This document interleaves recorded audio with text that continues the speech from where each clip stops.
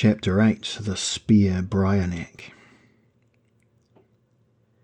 In spite of his danger, Coram found himself grinning in disbelief. Dwarf? The she-smith glared at him. Aye, what is funny? I should be afraid to meet ordinary-sized men on this island. I miss your point. Goffinon's eyes narrowed as he readied his axe and took up a fighting stance. It was only then that Coram realised that the eyes were the same as his own remaining single orb, almond-shaped, yellow and purple, and that the self-called dwarf's skull structure was more delicate than it had first appeared due to the beard covering so much of it. His face was, in most particulars, a Vadhag face, yet in all other respects Goffinon did not resemble a member of Coram's own race. Are there others of your kind in High Brazil? Coram used the pure tongue of the Vadhag, not the dialect chosen by most Mabden, and produced an expression of gaping-mouthed astonishment on Goffinon's features. I am the only one, the smith replied in the same tongue, or thought so. Yet if you be of my folk, why did you set your dogs upon me? Well, they are not my dogs. I am Coram Jalen Ursay of the Vadhag race. With his left hand, his silver hand, Coram held up the horn. This is what controls the dogs, this horn. They think their master sounds it. Goffinon lowered his axe a fraction. So, you are not some servant of the Foy Muir? Well, I hope that I am not. I battle the Foy Muir and all that they stand for. Those dogs have attacked me more than once. It was to save me from further attacks that I was loaned the horn by a Mabden wizard. Coram decided that this was a judicious time to sheathe his sword and hoped that the she-smith did not take the opportunity to split his skull. Goffinon frowned, sucking at his lips as he debated Coram's words. How long have the hounds of Keranos been on your island? Coram asked. This time, a day, no more. But they have been before. They seem the only things unaffected by the madness which comes upon the rest of the denizens of this world when they set foot upon my shores. And since the Foy Muir have had an abiding hatred for High Brazil, they do not rest in sending their minions to hunt me. Often I am able to anticipate their coming and take precautions, but this time I had grown too confident, not expecting them back so soon. I thought you to be some new creature, some huntsman like the Guleg, of whom I have heard, who serve Keranos. It seems to me now that I once listened to a tale concerning a Vadhag with a strange hand and only one eye. But that Vadhag died, even before the she came. You do not call yourself Vadhag? She, we are called. Now Goffinon had lowered his axe completely. We are related to your folk. Some of your people visited us once, I know, and we visited you. But that was when we had access to the 15 planes. It was possible, before the last conjunction of the million spheres. You were from another plane? Well, then how did you reach this one? A disruption in the walls between the realms. Thus came the Foy Muir from the cold places, from limbo. And thus we came to help the folk of Luaminesh and their Vadhag friends and fought the Foy Muir. There was great slaying in those days, long ago, and huge wars which sank Luaminesh, killing all the Vadhag and most of the Mabden. And also my folk, the she, were slain, for we could not return to our own plane, since the rupture swiftly mended. We thought all the Foy Muir destroyed, but lately they have returned. And you do not fight them? I am not strong enough alone. This island is physically part of my own plane. Here I can live in peace, save for the dogs. I am old, and I shall die in a few 100 years. I am weak, Coram said, yet I fight the Foimure. Goffinon nodded, and then he shrugged. Only because you have not fought them before, he said. Yet, why can they not come to High Brazail? Why do not Mabden return from the island? Oh, I try to keep the Mabden away, said Goffinon, but they are an intrepid little race. Their very courage brings about their dreadful deaths. But I will tell you more when we have eaten. Will you guest with me, cousin? Gladly, said Coram. Then come.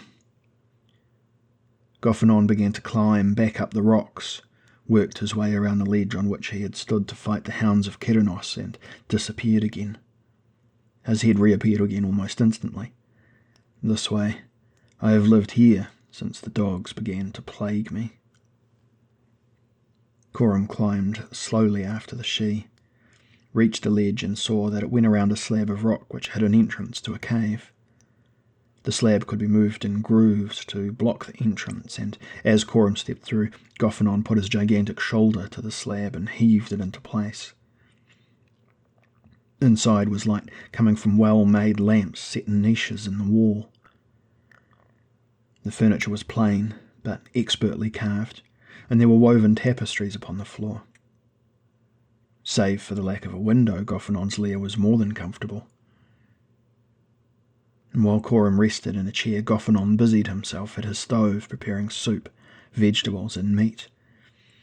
The smell that arose from his pots was delicious, and Coram congratulated himself for curbing his desire to spear fish from the stream.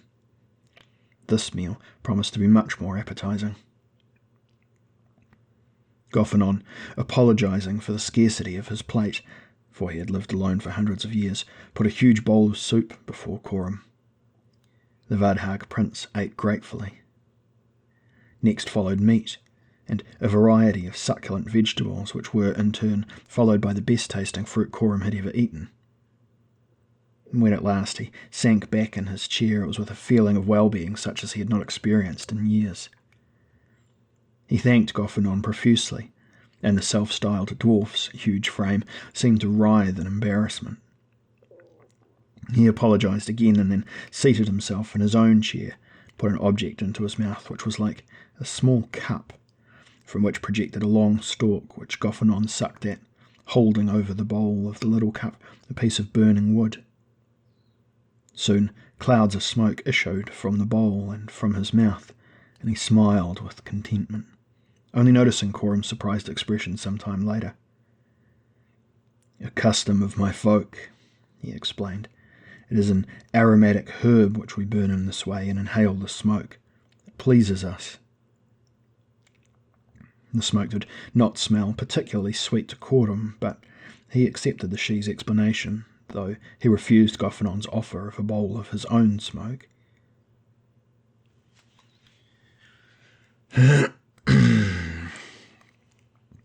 "You asked," said Goffinon slowly, half closing his huge almond-shaped eyes, "why the Foimure feared this island, and why the Mabden perished here. Well, neither is any deliberate doing of mine, though I am glad that the Foimure avoided me. Long ago, during the first period of the first Foimure invasion, when we were called to help our Vadhag cousins and their friends, we had great difficulty in breaching the wall between the realms. Finally we did so, causing enormous disruptions in the world of our own plane, resulting in a great piece of land coming through with us, though the dimensions to your world. That piece of land settled luckily upon a relatively unpopulated part of the kingdom of Luomanesh. However, it retained the properties of our plane.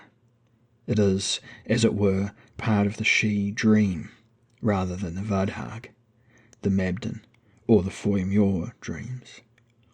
though, as you will have noticed, of course, the Vadhag, being closely related to the Sidhe, have little difficulty in adapting themselves to it. The Mabden and Foimure, on the other hand, cannot survive here at all. Madness overwhelms them as soon as they land. They enter a world of nightmare. All their fears multiply and become completely real for them, and thus they are destroyed by their own terrors. I guessed something of this, Coram told Goffinon, for I had a hint of what might happen when I slept earlier today. Exactly. Even the Vadhag sometimes experience a little of what it means for a mortal Mabden to land on High Brazail. I try to hide the island's outlines with a mist I am able to prepare, but it is not always possible to keep a sufficient supply of mist in the air. That is when the Mabden find the island and suffer enormously as a result. And where do the Foimure originate from? You spoke of the cold places. Aye, the cold places. Do you not know of them in Vadhag lore? The places between the planes. A chaotic limbo which occasionally spawns intelligence of sorts. That is what the Foimure are.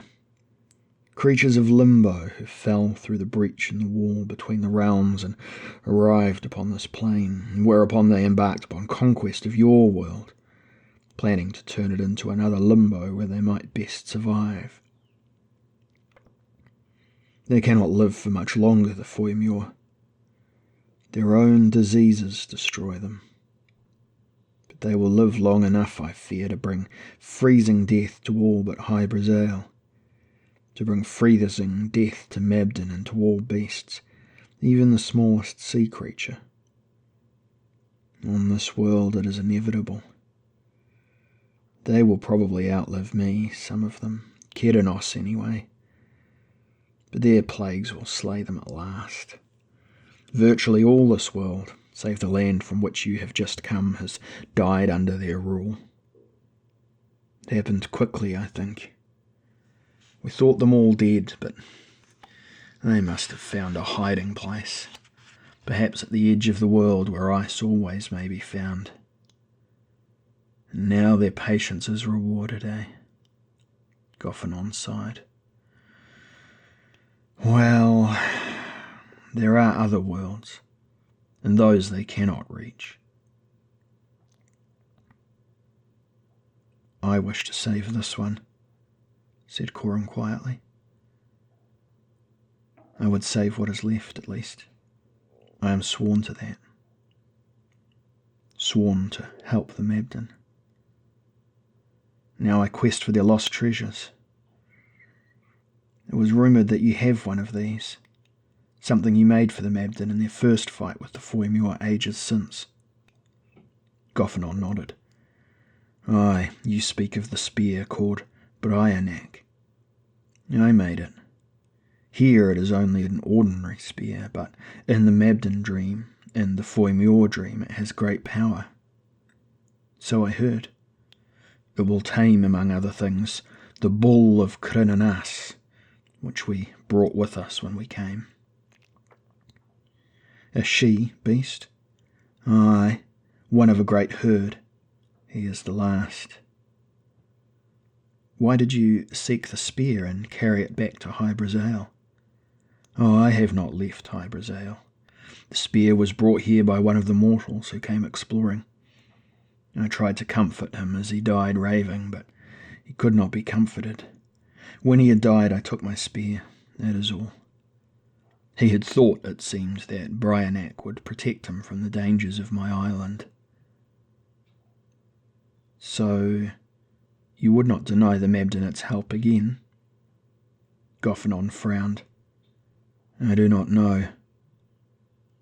I am fond of that spear. I should not like to lose it again. And it will not help the Mabden much, cousin. They are doomed. It is best to accept that. They are doomed. Why not let them die swiftly? To send them Bryionak would be to offer them a false hope. It is in my nature to put my faith in hopes, no matter how false they seem, Coram said quietly. Goffinon looked at him sympathetically. Aye, I was told of Coram, and now I recall the tale. You are a sad one. A noble one, but what happens, happens. There is nothing you can do to stop it. Well, I must try. You see that, Goffinon? Aye. Goffinon pulled his great bolt from the chair and went to one side of the cave, which was in shadow. He returned bearing a spear of very ordinary appearance. It had a well-worn wooden shaft, was bound in iron. Only its head had something odd about its manufacture. Like the blade of Goffinon's axe, it shone brighter than ordinary iron. The she handled it with pride. My try was always the smallest of the she, both in numbers and in stature. But we had our skills. We could work metals in a way which you might describe as philosophical. We understood that metals had qualities beyond their obvious properties, and so we made weapons for the Mabden. We made several, and of them all only this survives. I made it. The spear, Bryionak. He held it out to Coram, who, for some reason, accepted it with his left hand, the silver hand. It was beautifully weighted, a practical weapon of war, but if Coram had expected to sense in it anything extraordinary, he was disappointed. A good plain spear, said Goffinon. Bryionak. Coram nodded. Save for the head, that is. No more of that metal can be smelted, Goffinon told him. A little of it came with us when we left our own plane. A few axe blades, a sword or two, and that spear. These were all we could manufacture. Good, sharp metal. It does not dull nor rust. And it has magical properties? Goffinon laughed. Not to the she. Yeah, but the Foy Muir thinks so, as do the Mabden. Therefore, of course, it has magical properties. Spectacular properties. Yes, I am glad to have my spear back. You would not part with it again? I think not. But the bull of Crinenas, it will obey the one who wields it, and the bull will aid the people of Caer Marlod against the Foy Muir, perhaps help them destroy the Foy Muir. Neither bull nor spear is powerful enough to do that, said Goffinon gravely. I know you want the spear, Coram, but I repeat this. Nothing can save the Mabden world. It is doomed to die, just as the Foy Muir are doomed, just as I am doomed, and you also, unless you have the means of returning to your own plane, for I take it you are not from this one. I am doomed too, I think, said Coram quietly. But I would carry the spear Bryionak back to Caer Marlod, for that was my oath. That is my quest. Goffinon sighed and took the spear from Coram's hand. No, he said. When the hounds of Keranos come again, I shall need all my weapons to destroy them. The pack which attacked me today is doubtless still upon the island. If I kill that pack, there will come another pack. My spear and my axe, they are my only security. You have yon horn, after all. It is only loaned to me. By whom? By a wizard. Calatin is his name. I tried to turn 3 of his sons away from this shore, but they died as the others died. I know that many of his sons came here. And what did they seek? Coram laughed. They wanted you to spit upon them. He recalled the little watertight bag Calatin had given him. He drew it from his pouch. Goffinon frowned. Then his brow cleared and he shook his head, puffing at the little bowl of herbs which still burned near his mouth. Coram wondered where he had witnessed a similar custom, but his memory had become very hazy of late concerning his previous adventures. That was the price one paid, he guessed, for entering another dream, another plane. Goffinon sniffed. Another of their superstitions, no doubt. What do they do with these things? Animals' blood drawn at midnight. Bones and roots. How debased has Mabden knowledge become? Would you grant the wizard his wish? Coram asked. I am pledged to ask you. He loaned me the horn on that understanding. Goffinon stroked his heavy beard. It has come to something when the Vadhag must beg the Mabden for their help. Well, this is a Mabden world, Coram said. You made that point yourself, Goffinon. A Foy-Muir world soon, and then no world at all.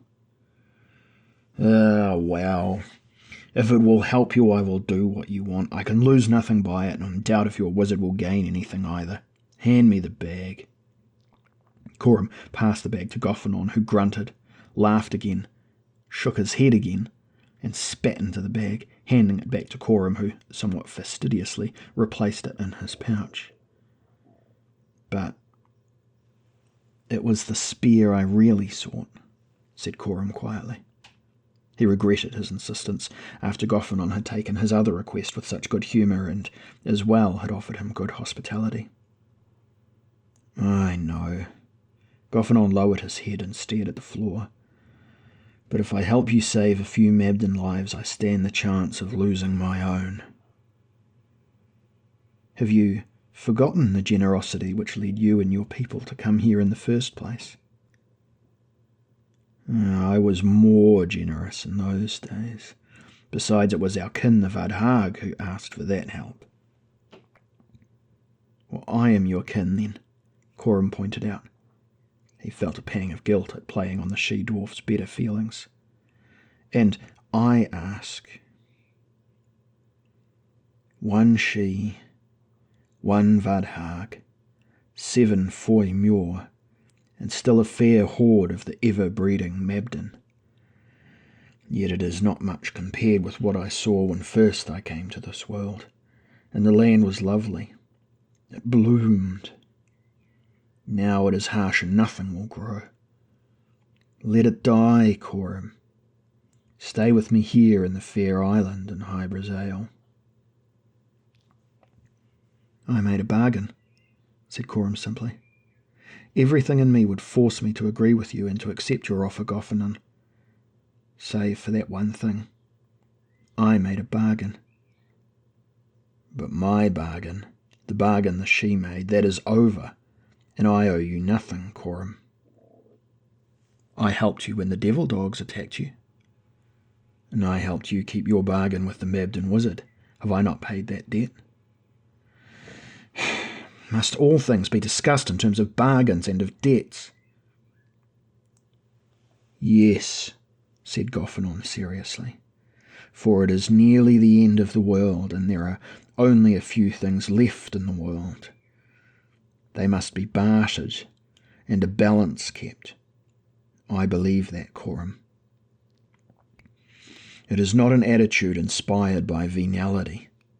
We she were rarely considered venal, but by a necessary conception of order. What have you to offer me more useful to me in so many ways than the spear Bryionak? Nothing, I think.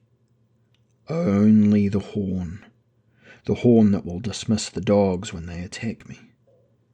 The horn is more valuable to me than the spear, and the spear, is that not more valuable to you than the horn? I agree, said Coram. But the horn is not mine, Goffinon. The horn is only lent to me by Calatin. I will not give you Bryionak, Goffinon said heavily, almost reluctantly, unless you give me the horn. That is the only bargain I will strike with you, Vadhag. And it is the only one I have no right to make. Is there nothing Kellerton wants from you? I have already made my bargain with Kellerton, and you cannot make another.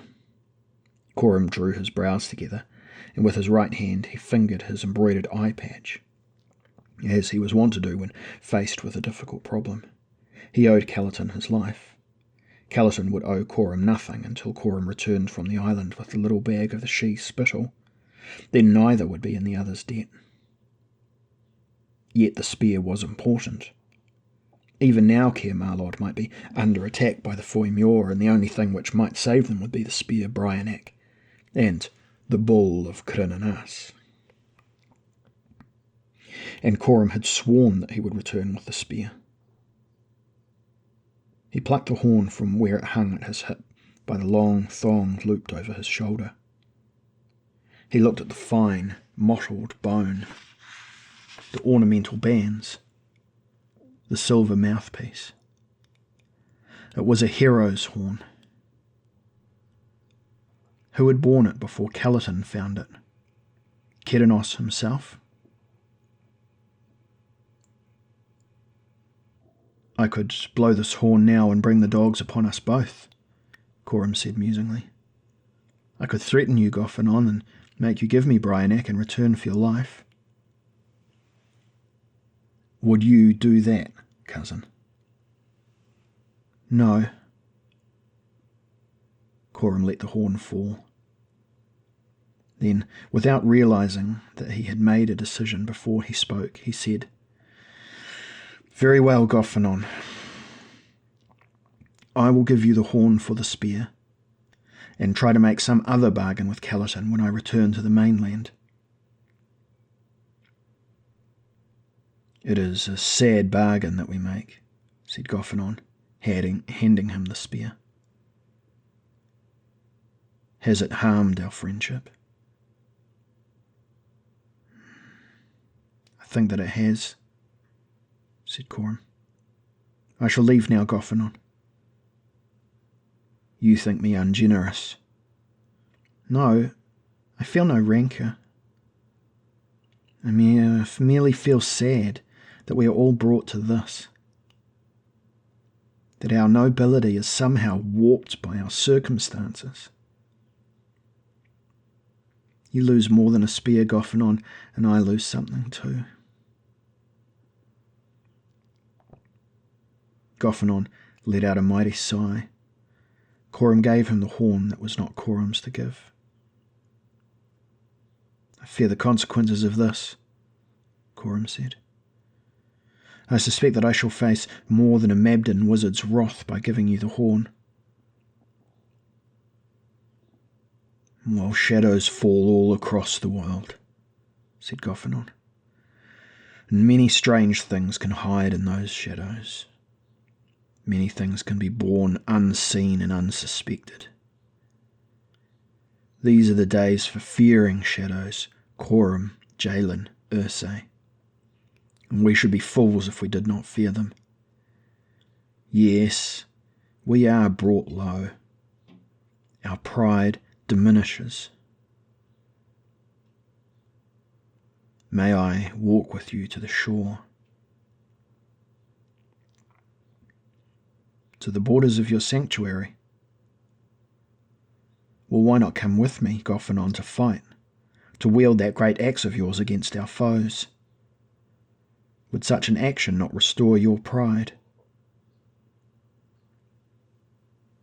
I think not, said Goffinon sadly. A little of the cold has come to High Brazil too, you see.